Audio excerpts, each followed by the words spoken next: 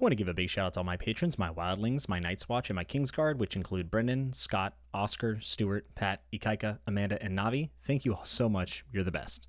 Welcome back to the Fantasy Network, everyone. My name is Jimmy Nuts, and I want to thank you, side long days and pleasant nights. We're just a couple of gunslingers here going back into Midworld.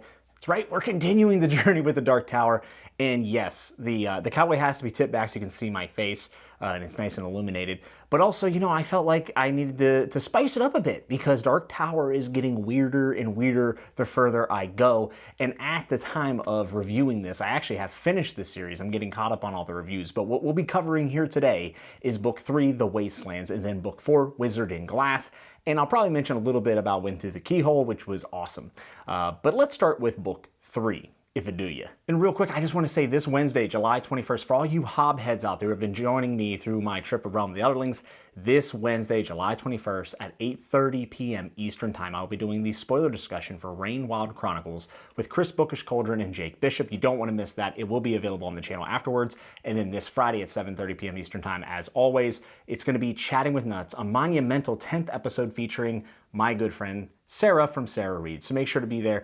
And again, I just want to thank you so much for watching. And now it's time to remember the face of our fathers. The Wastelands, Book 3 in the Dark Tower, the first book we're going to cover here today. Let me tell you what, I hope you like riddles, prime numbers, and gunslinger burritos. Would you eat a gunslinger burrito? And if you would, what toppings would you put on it? Let me know down in the comments. This book was fantastic. I think that along with Book 3, 3 and 4 happened to be maybe the highest point in Dark Tower for me looking back. I'm going to think on it a bit more and then kind of give my overall thoughts in a future video. But this book was great. And one of my favorite things about The Wastelands is that it really explores paradoxes in a multitude of ways and in different mediums. And some of it's good for our characters, bad for our characters, and sometimes it's downright terrible. And Roland is starting to lose his marbles a little bit, and it's all because it's repercussions from the first 2 books and decisions that he now has to live with. And it's not just Roland that seems to be evolving and growing, but also the rest of our cast of characters, which I think has just really blossomed into something special. Leslie from The Nerdy Narrative has said this is the best found family trope ever, and I tend to agree. Like, I think some of this character work is just masterfully done. Beyond Roland, the whole family here, the whole crew or the fellowship or whatever you want to call it. When you first meet these people, you don't necessarily know if you care about them. You're not even sure if you really like them, but they become so much more intriguing as the series goes on, and you get to see a multitude of sides of them, especially Susanna obviously has a lot of different sides. But it just feels like there's an evolution, and you're getting to see more than just one perspective of these characters, and you grow really, really fond of them. Like Eddie cracking wise guy jokes and like Roland not understanding is just so amazing. And at first Eddie seems, you know, Eddie's down. Eddie's down on his luck. He's made some shady decisions, yada, yada, yada. But, you know, he makes those wise guy cracks, and you're like, yeah, I really like this guy. He's really endearing. And he just, like, finds a way into your heart. And King is able to do that without, like, pandering to the reader too much. And I think it's, like, one of his better character arcs. So specifically Eddie I'm talking about here. But overall, all these characters can disappoint you and even disgust you. But, like, they're your mess-ups, right? Like, they mess up all the time, but you still love them. The dialogue back and forth between our characters is where these relationships and all these nuances, like, really shine. And I think there's just some really endearing one-liners here between characters that lifts the feeling of dreariness that King does so well, and it gives you almost like a sense of hope in the story. And hey, Roland even tells his first joke. How about that? I listened to this on audio mainly, but I also have a physical copy, so I did a lot of immersive reading when I would open the book and read along with the audio. Frank Muller, I've already said it, but I'm going to say it every single video I make for Dark Tower. This narration is S tier. There's no performances that come to my mind that top what Frank Muller has done here. I'm not the biggest audiobook fanatic in the world, but I know others, such as my friend Nick and Scott, you know, they agree that Muller is amazing, and he just knocks out of the park here. So I just wanted to say that that's excellent. One cool thing, however, about reading it physically is there are drawings that I think really enhance the experience, and it kind of makes it more immersive. So that's one thing to keep in mind if you are going to do audio only. You will potentially miss out on those drawings. Not that it's the biggest deal in the world, but it's just like a nice little treat that I happen to enjoy a lot. And because all of our characters are so distinct and so different, I think they all bring their own experiences from their backstories. One thing King obviously took a lot of time in doing is developing the backstories for every single character, which I loved, which is weird because I'm usually not a huge fan of like flashbacks and that type of thing, but King does it very well. And Eddie specifically brings a perspective to this story where he's kind of saying like, we're on a fantasy journey, and he's from our world, so he's like relating it to like The Last Starfighter and Dark Crystal, Lord of the Rings, those type of things. So he's putting forth the expectations that us as the reader probably have as well. So I think we can relate to Eddie a lot in that way. And he's putting forth the tropes that we should, in theory, be expecting from this journey and what he expects, like seeing elves and all this other stuff. And it's weird how that doesn't exactly play out as he expects it. And then King uses Eddie as a device to pick apart a lot of fantasy tropes and expectations, through Eddie. So he's the tool that King decides to pick that apart through. I really, really love that. I think that's one of the reasons why Eddie is potentially my favorite character from the story. It's hard to pick one totally. I have to think on it more.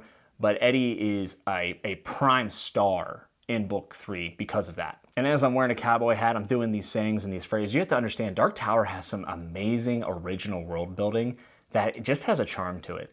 For me, the best part of Dark Tower is the scene setting, the atmosphere, which is not surprising because those are things that King has done extraordinarily well, and obviously the interpersonal relationships between characters, but the world building, the phrases, just the little things that he throws in are so original and really, really catchy. Those things are hit or miss, especially with me as a reader.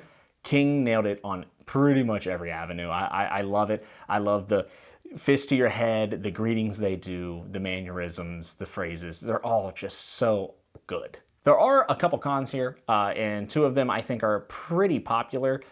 This is no spoiler, so I'm not going to say, but there's a major moment that happens at the end of book 1 and 2, and I feel like we didn't get to explore the consequences of that between 2 characters. It's mentioned, it's thought about by the characters. I think they even say some stuff, but I thought like there could have been a lot of page time developed between specifically Roland and another character that he definitely made bad decisions for earlier in the series. And I just kind of wish we had a little bit more from that. And the other complaint that maybe people won't agree with, but it's just the fact that like Susanna and Eddie's romance is very well done. Like they're together and like the romantic scenes are actually pretty nice to read. I really like it. Again, it's a good balance away from the dreariness at times. However, the fact that they are in love and it's like an infatuation is very odd to me, and it just kind of happened. Maybe it's Ka. I don't know. But that's one thing I can kind of nitpick at a bit. It would be wrong of me not to mention the ending of this book. I am binging this, so all of my experiences are much different than people who have waited a long time for these books. But one big complaint about the Wastelands I heard from people who were waiting for the books as they came out is the fact that this is a cliffhanger. And Blake DeMono is one of the best antagonists I've read in a long time. Oh man. Blake DeMono and Roland dialogue is top-notch Dark Tower, top-notch King. I could probably reread those scenes and those dialogue lines for the rest of my life every single day and laugh every time. However, I could see how people would hate the cliffhanger ending. I have binged these, so it didn't bother me at all. But overall, even with cliffhanger ending that some people might not like, I didn't mind it. I love this book. This is definitely top tier Dark Tower. It could be the best Dark Tower book that I read in the series. It's razor close between pretty much every single book in the series, but Wastelands was excellent, and I think we delved deeper into the weird and also got to know our characters a lot better while getting more and more world building. And then that brings us to book 4. Wizard and Glass. So books 3 and 4 as a package, and you kind of have to package them because of the cliffhanger ending. I've said this already, but I think this is the peak. And the cool thing about Wizard and Glass is it's a book that I probably shouldn't have liked because it has a lot of things in it that I don't necessarily love, but King was able to win me over. And it's the most we get from Roland's world, and Roland's world happens to be one of my favorite things about the series. That scene-setting, world-building stuff really comes from Roland's experiences in his world, and it's cool to go back in time and see what made Roland Roland. Wizard and Glass starts off with a Wizard of Oz quote, and I think it's really interesting because I actually wrote down in my notes on my phone, I said, at the end of the Wastelands, I said, oh my gosh, this feels more like Wizard of Oz, like kind of themed more so than Lord of the Rings or anything else. Like it really feels like a messed up, bizarre King version of the Wizard of Oz, and that ends up becoming very, very true as you read on in this book. And we of course get our riddle off, which is really interesting, and that's all I'll say for spoilers. I think it's kind of a commentary on the typical Western Gundle. That's kind of what it felt like, and I like the fact that it's like a subversion of that, and it's King's take. Of course, it's going to be awkward and weird. It was really good. I don't know. Wizard and Glass is a huge book. It's big. I don't know if King needed to wait all that time to write the beginning of this book pretty much as the ending of the Wastelands. Like, I almost wish that he had put the first 100 or so pages, maybe it was even 200 pages of Wizard and Glass with the Blake the Mono stuff in to book 3, like, and just finished it properly. I think people at the time probably would have received it more, and then I think it would have slimmed down and kind of shared the load between the two books. And that's why I'm reviewing these together. They're very tightly coupled, even though they end up telling completely different stories from what it gives to the narrative, I should say, like the overarching story. They each have their place, but there's a lot of crossover because of the cliffhanger ending. So some people didn't like that, and I think it could have cut down on Wizard and Glass a little bit, and maybe that would have made it more enjoyable for a lot of people. But I think most people love this book. I did. I really, really did. There's so much complexity to the characters' decisions in these books. Roland's world's weird. There's no doubt about that. It's just bizarre, and I love it. But our other characters from different places and different times are making decisions or giving their opinions on things based on, like, derived from where they were and what they've experienced in the world they know. And it just leads to a lot of interesting conversation and even conflict. And I think book 3, it really started to kind of shine through, and then book 4, he capitalizes on it even more, which is why this book, to me, was just even a bigger improvement for Wastelands. And book 4 seems to be where we're getting, like, a bigger tie-in from the Stephen King universe. I guess I won't say what book it's from, even though I don't really think it's a spoiler. If you want to be surprised by the Easter egg, that's cool.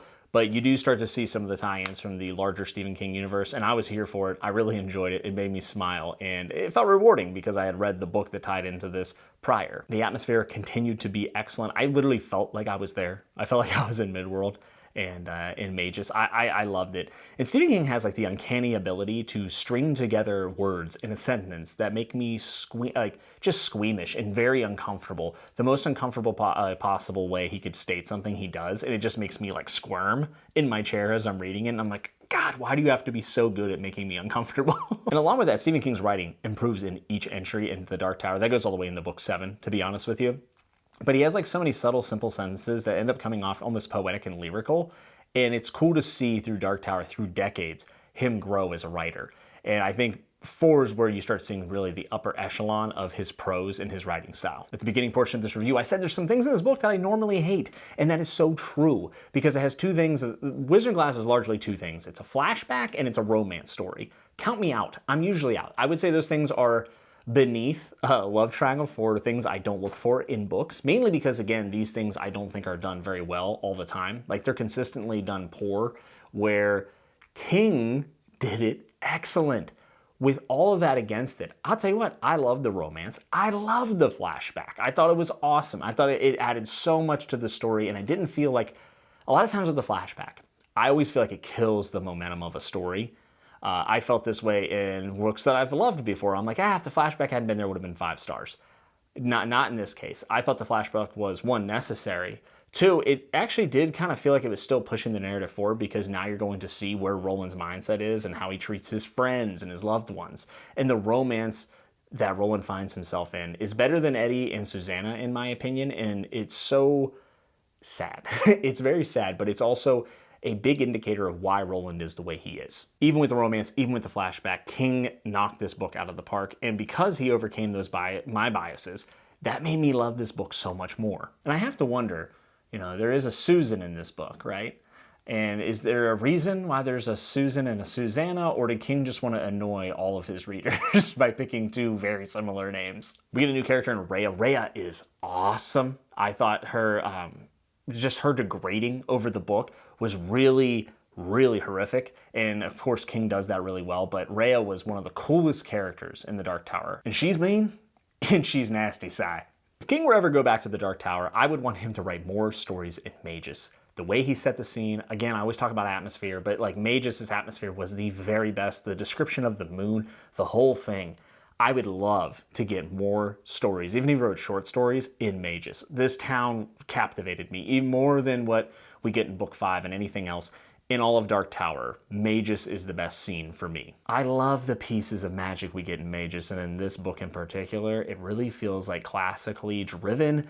It feels horror driven, actually, and King's the best at it. So seeing that here is really, really good, and it gives it a different vibe than a lot of other fantasy that I've read. And my big problem with flashbacks, and I'm going to talk about the end of this book here, and there's some other stuff too that's excellent, but The end of flashbacks is hard because you usually know how it's going to go. Like, you might know, you're going to at least know the beats. I knew the beats, but it didn't really matter this time. The final scenes of Roland's flashback are so brutal and unapologetically human that I couldn't help not to just enjoy it, but to get pretty emotional, which seems silly because of how absurd this whole series is, but it's true.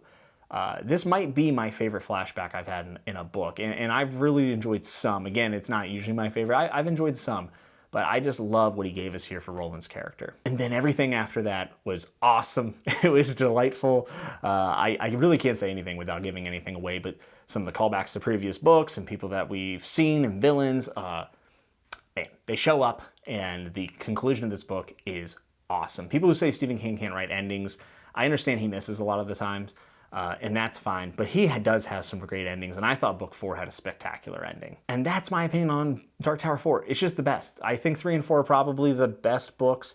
I'm really gonna have to think more about 5, 6, and 7.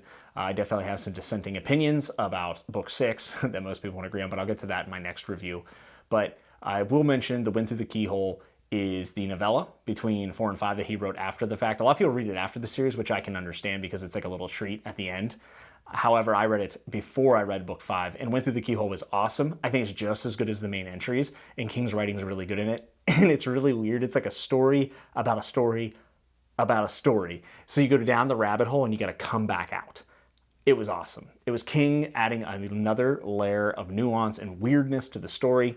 And I wish that he would do more novellas, honestly. Like, if it could maintain that quality from Wind Through the Keyhole, it would be amazing. I would love it, especially if it was set in Mages. 3 more books for me to review. Again, I've already read through 5, 6, and 7.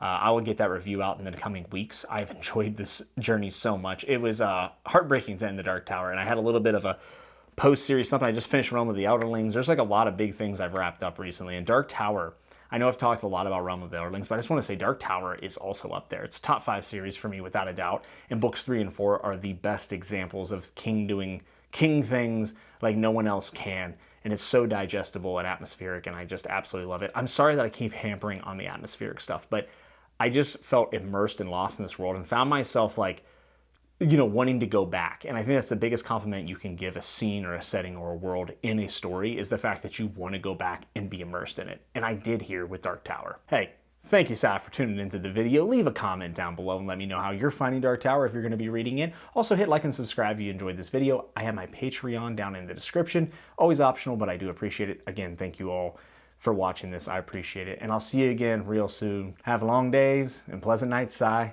remember to always keep turning the page.